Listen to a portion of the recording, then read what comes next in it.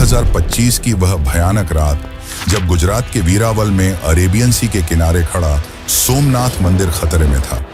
मोहम्मद गजनी की सेना ने मंदिर पर तेजी से हमला किया, खजाना लूटा और शिवलिंग को तोड़ने की कोशिश की। अल बरूनी की किताब तारीख ए हिंद के मुताबिक उस समय मंदिर में हजारों भक्त थे और मोहम्मद गजनी ने सभी भक्तों को बेरहमी से मार डाला। वह रात इतनी भयावह थी कि पत्थर भी चीख उठे, लेकिन यह सिर्फ एक शुरुआत थी।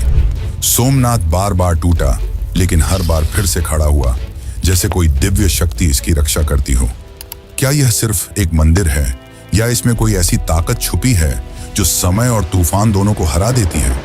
क्यों सोमनाथ को भारत की आत्मा कहा जाता है और कैसे यह हजारों साल पुराना शिवलिंग आज भी अपनी चमक बरकरार रखता है? सोमनाथ मंदिर, जो भगवान शिव के 12 ज्योतिर्लिंगों में पहला माना जाता है, सिर्फ एक तीर्थ स्थल नहीं बल्कि रहस्यों का एक बड़ा खजाना है। कहते हैं यहाँ का शिवलिंग कभी हवा में तैरता था। क्या यह पुराने भारत की इंजीनियरिंग का अद्भुत नमूना था या कोई दिव्य शक्ति का राज? और वह स्यमंतक मणि जो महाभारत के मुताबिक भगवान कृष्ण से जुड़ी थी, क्या वह आज भी मंदिर के गर्भगृह में कहीं छुपी है? 2020 में जब IIT गांधीनगर के पुरातत्व विशेषज्ञों ने मंदिर के नीचे खुदाई की तो एक 3 मंजिला इमारत का पता चला। एक ऐसा ढांचा जो शायद हजारों साल पुराना है। यह किसका रहस्य है? क्या यह रावण के समय का है या कोई और पुराना सीक्रेट? और वह बाण स्तंभ जो 6ठी सदी के शिलालेख के साथ कहता है कि यहां से अंटार्कटिका तक कोई जमीन नहीं आती। ये बात आज आधुनिक विज्ञान भी मानता है, लेकिन उस समय के लोगों को यह ज्ञान कैसे मिला जब न सैटेलाइट थे न ही नक्शे? सोमनाथ की कहानी सिर्फ हमलों और तूफान की नहीं बल्कि पौराणिक कथाओं से भी जुड़ी है। स्कंद पुराण कहता है कि यह मंदिर चंद्रदेव ने बनाया जब उन्होंने दक्ष के श्राप से मुक्ति पाने के लिए यहाँ शिव जी की तपस्या की। यह वह स्थल है जहाँ त्रिवेणी संगम, कपिला, हिरण और सरस्वती नदियों का मिलन होता है। कहते हैं सतयुग में चंद्रदेव ने इसे सोने से बनाया, त्रेता युग में रावण ने चांदी से और द्वापर युग में भगवान कृष्ण ने चंदन की लकड़ी से। लेकिन क्या यह सिर्फ कथाएं हैं या इनमें कोई सच्चाई छुपी है? और अगर यह सच है तो वह सोने चांदी के मंदिर कहाँ गए? और दोस्तों, सोमनाथ के आसपास बहती गोमती नदी का एक अजीब रहस्य है। हर रोज सुबह इसका पानी बढ़ता है और रात को घट जाता है। वैज्ञानिक इसे समझ नहीं पाए, लेकिन स्थानीय लोग कहते हैं यह शिव की माया है और वह अरेबियन सी जो हजारों साल से मंदिर के पास बहता है, उसने कभी इसे नुकसान नहीं पहुंचाया। कई तूफान आए, समुद्र के उफनते पानी ने दुनिया के कई हिस्सों को तबाह किया, लेकिन सोमनाथ अपनी जगह पर अडिग रहा। क्या यह सिर्फ संयोग है या प्रकृति खुद इस मंदिर की रक्षा करती है? यह मंदिर सिर्फ एक धार्मिक स्थल नहीं बल्कि भारत के उस सनातन जीवन का प्रतीक है जो हर संकट के बाद फिर से उभरता है। कहते हैं इस मंदिर पर 17 बार हमले हुए, लेकिन हर बार यह और भी शानदार रूप में उभरा। क्या इसकी नींव में कोई ऐसा मंत्र छुपा है जो इसे अमर बनाता है? आज भी हर साल लाखों भक्त यहाँ अपनी मनोकामना लेकर आते हैं और कहते हैं कि सोमनाथ के दर्शन से हर पाप धुल जाता है। तो दोस्तों, क्या आप तैयार हैं इस रहस्यमयी यात्रा के लिए? यह कहानी सिर्फ एक मंदिर की नहीं बल्कि उस आस्था की है जो हजारों साल से चलती आ रही है। इस सफर में हम खोलेंगे सोमनाथ के वह राज जो आपके होश उड़ा देंगे। क्या यह मंदिर सच में चंद्रदेव ने बनाया? क्या स्यमंतक मणि आज भी यहाँ है? बाण स्तंभ का ये ज्ञान कैसे मिला? और वह 3 मंजिला इमारत का राज क्या है? तो बने रहिए हमारे साथ और कमेंट में हर हर महादेव जरूर लिखिए। अगर यह कहानी आपको पसंद आ रही है तो वीडियो को लाइक करें और चैनल को सब्सक्राइब करना ना भूलें। चलिए शुरू करते हैं सोमनाथ मंदिर के इस अद्भुत और रहस्य से भरे सफर को।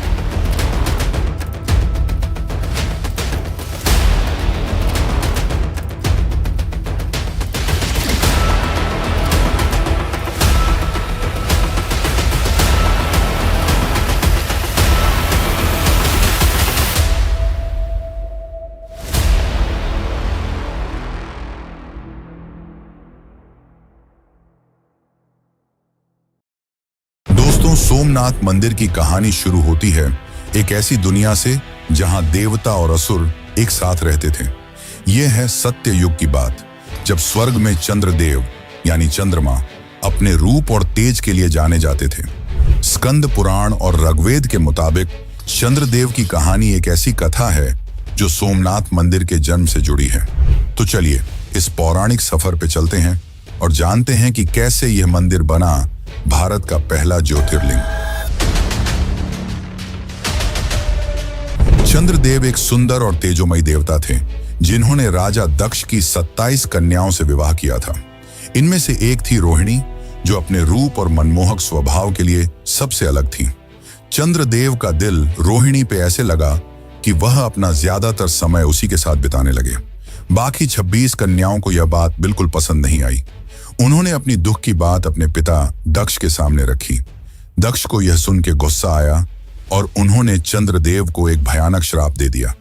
कहते हैं कि दक्ष का श्राप इतना प्रचंड था कि चंद्र का तेज और रूप धीरे धीरे खत्म होने लगा। उनका शरीर कमजोर होने लगा और उनका सुंदर चेहरा मुरझा गया। क्या यह श्राप चंद्रदेव को हमेशा के लिए खत्म कर देता, या कोई ऐसी शक्ति थी जो उन्हें बचा सकती थी? बिल्कुल बेबस और दुख में डूबे चंद्रदेव ने देवताओं के देवता ब्रह्मा जी से मदद मांगी। ब्रह्मा जी ने उन्हें एक रास्ता दिखाया। जाओ, धरती पर प्रभास पाटन के उस पवित्र स्थल पर जाओ जहां त्रिवेणी संगम है। वहां भगवान शिव की तपस्या करो। त्रिवेणी संगम यानी कपिला, हिरण और सरस्वती नदियों का वह पवित्र मिलन जो गुजरात के सौराष्ट्र में सोमनाथ के पास आज भी बहता है। कहते हैं यह संगम न सिर्फ धार्मिक रूप से पवित्र है, बल्कि इसका जियोग्राफिकल महत्व भी है, क्योंकि यह 3 नदियों का पानी यहाँ एक साथ मिलता है और यह स्थान आस्था का केंद्र बना। लेकिन सवाल यह है, क्या चंद्रदेव की तपस्या सच में शिवजी को खुश कर पाई? चंद्रदेव ने प्रभास पाटन में एक शिवलिंग स्थापित किया और दिन रात कठिन तपस्या शुरू की। उनकी भक्ति इतनी गहरी थी कि खुद भगवान शिव उनके सामने प्रकट हुए। शिवजी ने चंद्रदेव से कहा, तुम्हारी भक्ति ने मुझे प्रसन्न किया है, मैं तुम्हें दक्ष के श्राप से मुक्ति दूंगा। लेकिन दक्ष का श्राप इतना मजबूत था कि पूरी तरह खत्म नहीं हो सकता था। तो शिवजी ने एक वरदान दिया, तुम्हारा तेज हर महीने 15 दिन तक घटता रहेगा, लेकिन अगले 15 दिन में फिर से पूर्ण हो जाएगा। इसी वजह से आज भी हम चंद्रमा को शुक्ल पक्ष में बढ़ते और कृष्ण पक्ष में घटते देखते हैं। लेकिन यह कथा यहीं नहीं रुकती। चंद्रदेव ने शिव जी से एक और वरदान मांगा, प्रभु आप इस शिवलिंग में हमेशा के लिए विराजमान रहिए। शिव जी ने यह वरदान भी स्वीकार किया और तब से यह शिवलिंग सोमनाथ के नाम से जाना गया। सोम के नाथ यानी चंद्र के भगवान। लेकिन दोस्तों, सोमनाथ की पौराणिक कथा इससे भी गहरी है। स्कंद पुराण के मुताबिक यह मंदिर सिर्फ एक बार नहीं, बल्कि हर युग में अलग अलग रूप में बना। सत्य युग में चंद्रदेव ने इसे सोने से बनाया।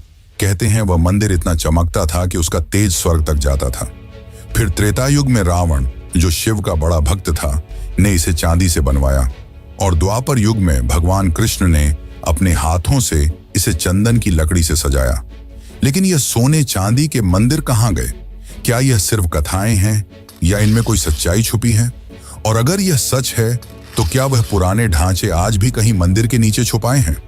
और एक बड़ा सवाल, त्रिवेणी संगम का यह स्थान क्यों इतना खास है? कहते हैं यहाँ का पानी न सिर्फ शरीर को शुद्ध करता है, बल्कि मन को भी शांति देता है। स्थानीय लोगों का मानना है कि यहाँ स्नान करने से हर भक्त के दुख दूर होते हैं। लेकिन क्या यह संगम सिर्फ आस्था का प्रतीक है या इसके पीछे कोई और रहस्य है? सोमनाथ मंदिर के इस पहले ज्योतिर्लिंग का राज क्या है जो हजारों साल से लोगों के दिल में बसा है? तो दोस्तों, यह थी सोमनाथ की पौराणिक कथा, लेकिन यह सिर्फ शुरुआत है।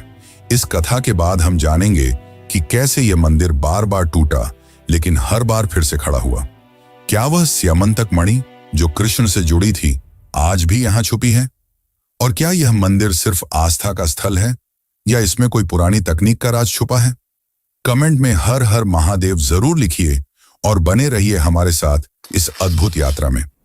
चलिए आगे बढ़ते हैं सोमनाथ के इतिहास और रहस्यों की तरफ। कहते हैं यह मंदिर सिर्फ पत्थर का ढांचा नहीं, बल्कि भारत की सनातन शक्ति का प्रतीक है। लेकिन सवाल यह है, कैसे यह मंदिर इतने बड़े बड़े हमलों के बावजूद जिंदा रहा? क्या इसकी नींव में कोई ऐसा राज छुपा है जो इसे अमर बनाता है? चलिए शुरू करते हैं सोमनाथ के इतिहास के इस अद्भुत सफर को, जहां हर कदम पर है विनाश और पुनर्जन्म की कहानी। ये बात है 9वीं सदी की, जब गुर्जर प्रतिहार वंश के राजा नागभट्ट द्वितीय, जो 825 से 833 ईस्वी तक राज किया, सोमनाथ के पवित्र स्थल पर आए। इंस्क्रिप्शंस के मुताबिक उन्होंने यहाँ के सोमेश्वर शिवलिंग के दर्शन किए और इसकी महिमा को और बढ़ाया।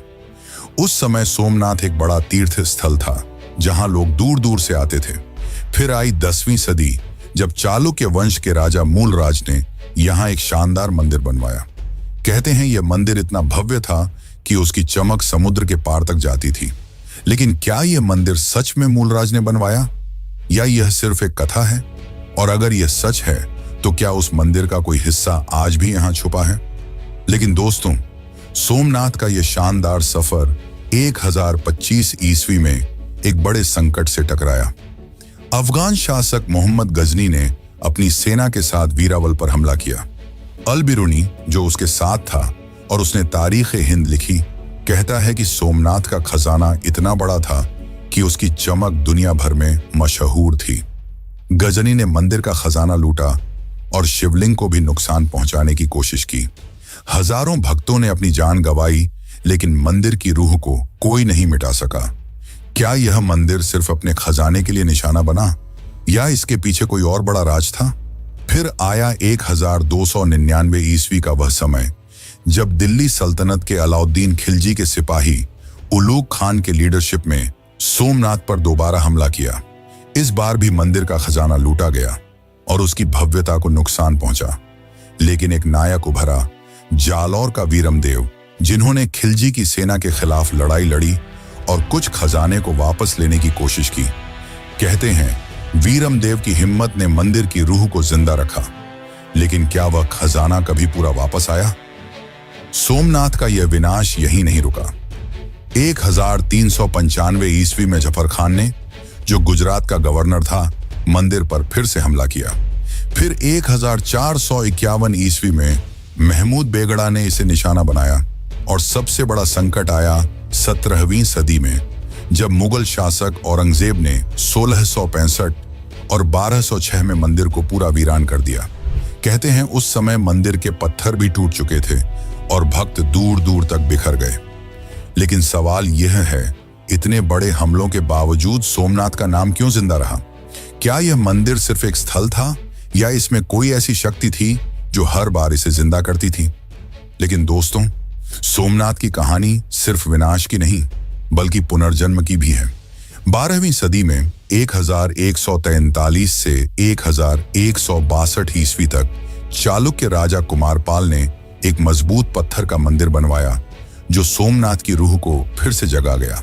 फिर 14वीं सदी में 1308 से 1371 ईस्वी तक चूड़ासमा वंश के राजाओं महिपाल और ठेंगरा ने मंदिर के लिए अपना योगदान दिया। कहते हैं उन्होंने मंदिर की सेवा की और भक्तों को फिर से एकत्रित किया। लेकिन असली चमत्कार हुआ 1883 ईस्वी में, जब मराठा रानी अहिल्याबाई होलकर ने सोमनाथ के लिए एक नई रोशनी जलाई। उन्होंने एक छोटा लेकिन पवित्र मंदिर बनवाया, जो आज भी ओल्ड सोमनाथ या अहिल्याबाई टेम्पल के नाम से जाना जाता है। अहिल्याबाई के इस काम ने सोमनाथ की रूह को हमेशा के लिए जिंदा रखा, और उनका यह मंदिर आज भी उसी शक्ति को लेकर चलता है। और फिर आया वह पल जो सोमनाथ के इतिहास का सबसे शानदार दौर था। 1950 ईस्वी, भारत के लोहे के पुरुष सरदार वल्लभ भाई पटेल और डॉ राजेंद्र प्रसाद के लीडरशिप में सोमनाथ मंदिर को एक नए रूप में बनाया गया। 11 मई 1951 को जब यह मंदिर दोबारा खुला, तो लाखों लोगों ने हर हर महादेव के नारे लगाए। आर्कियोलॉजिकल सर्वे ऑफ इंडिया के मुताबिक यह नई इमारत चालुक्य स्टाइल आर्किटेक्चर का एक अद्भुत नमूना है, जिसका 150 फुट का शिखर आज भी सबको मोहित करता है। तो दोस्तों, यह था सोमनाथ का इतिहास, विनाश और पुनर्जन्म का एक अद्भुत सफर। लेकिन यह कहानी यहीं नहीं रुकती। आगे हम जानेंगे कि कैसे यह मंदिर रहस्यों का खजाना बना। क्या वह शिवलिंग सच में हवा में तैरता था, और क्या स्यमंतक मणि आज भी यहाँ छुपी है?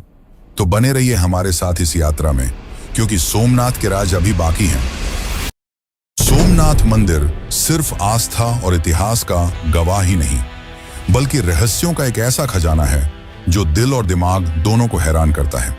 स्कंद पुराण के एक श्लोक में कहा गया है, सोमनाथो ज्योतिर्लिंगम सर्व पाप विनाशनम, यानी सोमनाथ का ज्योतिर्लिंग हर पाप को नष्ट कर देता है। लेकिन इस मंदिर के गर्भगृह में छुपा है एक ऐसा राज जो हजारों साल से उलझा हुआ है। क्या यह मंदिर सिर्फ पत्थर का ढांचा है, या इसमें कोई ऐसी शक्ति छुपी है जो साइंस भी समझ नहीं पाई? क्या यहाँ का शिवलिंग सच में हवा में तैरता था? और क्या वो स्यमंतक मणि जो दुनिया का सबसे बड़ा खजाना कही जाती थी, आज भी यहाँ कहीं छुपी है? चलिए खोलते हैं सोमनाथ के इन अद्भुत रहस्यों के दरवाजे और देखते हैं कि ये हमें कहां ले जाते हैं। सबसे पहला रहस्य, सोमनाथ का वो शिवलिंग जो कहते हैं कभी हवा में तैरता था। स्कंद पुराण और लोक कथाओं के मुताबिक यह शिवलिंग इतना पवित्र था कि यह जमीन को छुए बिना मंदिर के गर्भगृह में तैरता रहा। 1017 ईस्वी में जब अफगान विद्वान अल बिरूनी सोमनाथ आया तो उसने अपनी किताब तारीख-ए-हिंद में लिखा कि यह कोई चमत्कार नहीं बल्कि मैग्नेटिक पत्थरों का कमाल था। कहते हैं मंदिर के नीचे और ऊपर ऐसे पत्थर रखे गए थे जो शिवलिंग को हवा में रखते थे। लेकिन सवाल यह है, क्या यह सच में पुराने भारत की इंजीनियरिंग का चमत्कार था या कोई दिव्य शक्ति का राज? और अगर यह मैग्नेटिक पत्थर थे तो वो आज कहां गए? क्या 1025 में महमूद गजनी के हमले के दौरान वो पत्थर भी लूट लिए गए, या वो आज भी मंदिर के नीचे कहीं छुपे हुए हैं? अब बात करते हैं एक और बड़े रहस्य की, स्यमंतक मणि। महाभारत के मुताबिक यह एक ऐसी मणि थी जो भगवान कृष्ण से जुड़ी थी। कहते हैं यह मणि इतनी शक्तिशाली थी कि वह अपने आसपास धन दौलत और ऊर्जा फैलाती थी। पुराणों में कहा गया है कि स्यमंतक मणि को सोमनाथ के शिवलिंग के अंदर छुपाया गया था ताकि कोई इसे चुरा न सके। लेकिन जब 1025 में गजनी ने मंदिर पर हमला किया तो क्या वो इस मणि के पीछे था? कहते हैं उसने मंदिर का खजाना लूटा, लेकिन स्यमंतक मणि का कोई पता नहीं चला। क्या यह मणि आज भी मंदिर के गर्भगृह में कहीं छुपी है, या क्या यह एक ऐसी कथा है जो सिर्फ भक्तों के दिल में जिंदा है? और अगर यह मणि सच में यहाँ है तो क्या इसकी शक्ति आज भी मंदिर के आसपास महसूस होती है? फिर आता है सोमनाथ का वो रहस्य जो दुनिया भर के वैज्ञानिकों को हैरान करता है, बाण स्तंभ।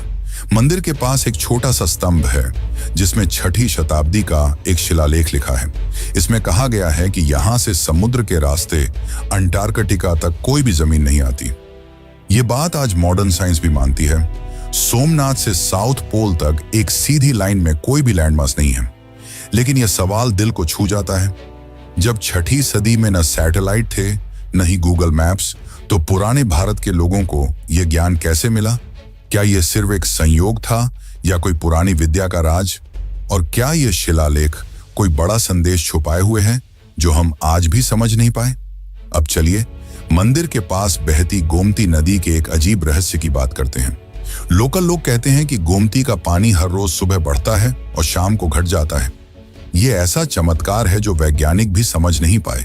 कहते हैं यह शिव की माया है जो नदी के पानी को हर दिन एक नए रूप में लाती है। लेकिन क्या यह सिर्फ एक प्राकृतिक घटना है या इसके पीछे कोई बड़ा रहस्य छुपा है? ASI की कुछ रिपोर्ट्स के मुताबिक सोमनाथ के आसपास का जमीनी स्ट्रक्चर इतना अलग है कि यह पानी के फ्लो को अफेक्ट करता है। और दोस्तों, अरब सागर का वो राज जो सबको हैरान करता है। हजारों साल से यह समुद्र सोमनाथ के पास बहता है, लेकिन कभी इसने मंदिर को नुकसान नहीं पहुंचाया। कई तूफान आए, समुद्र के उफनते पानी ने दुनिया के कई हिस्सों को तबाह किया, लेकिन सोमनाथ अपनी जगह पर अडिग रहा। कहते हैं यह शिव की रक्षा का चमत्कार है। लोकल लोग एक कथा सुनाते हैं, जब भी कोई बड़ा तूफान आता है समुद्र का पानी मंदिर के पास आकर शांत हो जाता है। क्या यह सिर्फ संयोग है या प्रकृति खुद इस मंदिर की हिफाजत करती है? और अगर यह सच है तो क्या मंदिर के नीचे कोई ऐसी शक्ति है जो समुद्र को भी रोक लेती है? अब एक और बड़ा राज, 2020 की वो खुदाई जो IIT गांधीनगर के पुरातत्व एक्सपर्ट्स ने की। उन्होंने ग्राउंड पेनेट्रेटिंग रडार का इस्तेमाल करके मंदिर के नीचे एक 3 मंजिला इमारत का पता लगाया। एएसआई की रिपोर्ट्स के मुताबिक यह ढांचा शायद हजारों साल पुराना है, लेकिन इसका असली समय या मकसद आज भी एक राज है। क्या यह वो पुराना मंदिर है जो सतयुग में चंद्रदेव ने बनवाया था, या क्या यह कोई सीक्रेट टेम्पल का हिस्सा है जो इन्वेडर्स से छुपाया गया था? और अगर यह इतना पुराना है तो क्या इसमें स्यमंतक मणि या कोई और खजाना छुपा है? यह सवाल आज भी वैज्ञानिकों के लिए एक पहेली बना हुआ है। और एक बात, स्कंद पुराण के मुताबिक सोमनाथ मंदिर का नाम हर युग में बदला। सतयुग में इसे सोमनाथ कहा गया, त्रेता युग में प्राणनाथ, द्वापर युग में भैरवनाथ और कलयुग में फिर से सोमनाथ। लेकिन पुराण कहते हैं कि भविष्य में यह प्राणनाथ के नाम से जाना जाएगा।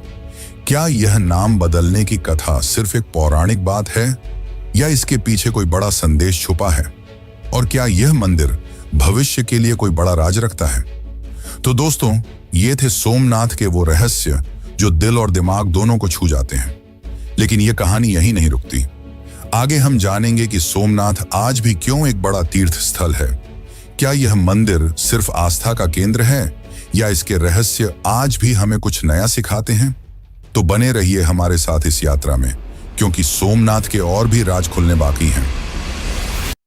दोस्तों, सोमनाथ मंदिर की कहानी पौराणिक कथाओं से शुरू हुई, इतिहास के तूफानों से गुजरी और रहस्यों के दरवाजे खुले।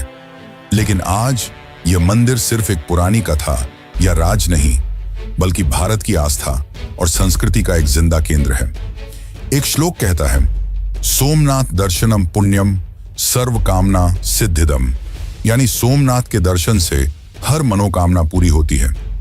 आज हर साल लाखों भक्त यहाँ आते हैं, अपने दुख दर्द छोड़कर शांति और शक्ति ले जाते हैं। लेकिन सवाल यह है, क्या सोमनाथ आज भी उतना ही खास है जैसा हजारों साल पहले था? क्या इस मंदिर में ऐसी शक्ति है जो आज के मॉडर्न जमाने में भी लोगों के दिल को जोड़ती है? चलिए देखते हैं कैसे सोमनाथ आज भी भारत का दिल है। आज सोमनाथ मंदिर दुनिया के सबसे बड़े तीर्थ स्थलों में से एक है। टेम्पल एडमिनिस्ट्रेशन के मुताबिक हर साल 20 से 30 लाख भक्त यहां दर्शन के लिए आते हैं। होली, शिवरात्रि और श्रावण महीने में यहां इतनी भीड़ होती है कि वीरावल का हर रास्ता हर हर महादेव के नारों से गूंज उठता है। ये भक्त सिर्फ भारत से नहीं, बल्कि विदेशों से भी आते हैं, अमेरिका, ऑस्ट्रेलिया और यूरोप तक। कहते हैं यहाँ का शिवलिंग आज भी वही शक्ति रखता है जो चंद्रदेव के समय में था। लेकिन क्या यह सिर्फ आस्था है, या इस मंदिर के पत्थर और हवा में कुछ खास बात छुपी है? और क्यों लोग आज भी यहाँ अपनी जिंदगी के सबसे बड़े सपने लेकर आते हैं? सोमनाथ की शानदार इमारत आज के जमाने में भी सबको मोहित करती है। आर्कियोलॉजिकल सर्वे ऑफ इंडिया के रिकॉर्ड्स के मुताबिक यह मंदिर चालुक्य स्टाइल आर्किटेक्चर का एक अद्भुत नमूना है। इसके 150 फुट ऊंचे शिखर पर 10 टन का कलश है जो सूरज की रोशनी में चमकता है, और मंदिर के ऊपर 27 फुट लंबा एक ध्वज है जो हर 6 महीने में बदला जाता है, एक बड़े समारोह के साथ। यह शिखर और ध्वज न सिर्फ मंदिर की सुंदरता बढ़ाते हैं, बल्कि इसकी सनातन शक्ति को भी दिखाते हैं। कहते हैं इस शिखर के नीचे खड़े होने से एक अलग सी शांति मिलती है। लेकिन क्या यह शिखर सिर्फ एक डिजाइन है, या इसमें कोई पुराना मंत्र छुपा है जो आज भी काम करता है? सोमनाथ सिर्फ भक्तों के लिए ही नहीं, बल्कि वीरावल के लोकल लोगों के लिए भी एक जीवन रेखा है। गुजरात टूरिज्म डिपार्टमेंट के डेटा के मुताबिक सोमनाथ मंदिर की वजह से हर साल वीरावल में करोड़ों का टूरिज्म बिजनेस होता है।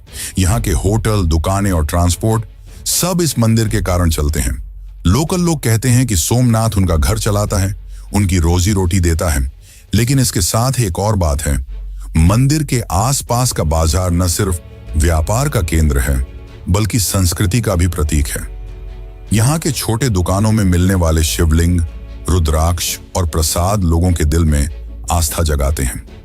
लेकिन सवाल यह है, क्या यह मंदिर सिर्फ इकोनॉमी के लिए है, या यह वीरावल के लोगों की रूह में बसा है? सोमनाथ की कहानी में एक और गहरा राज छुपा है जो चंद्रदेव से शुरू हुई थी। वो कथा दक्ष और उनकी पुत्री सती से जुड़ी है। सती का शिव जी से प्रेम, उनका बलिदान और फिर शिव जी का वैराग्य। ये कथा सोमनाथ के ज्योतिर्लिंग से एक गहरा संबंध रखती है, क्योंकि शिव जी की शक्ति यहाँ हर पल महसूस होती है।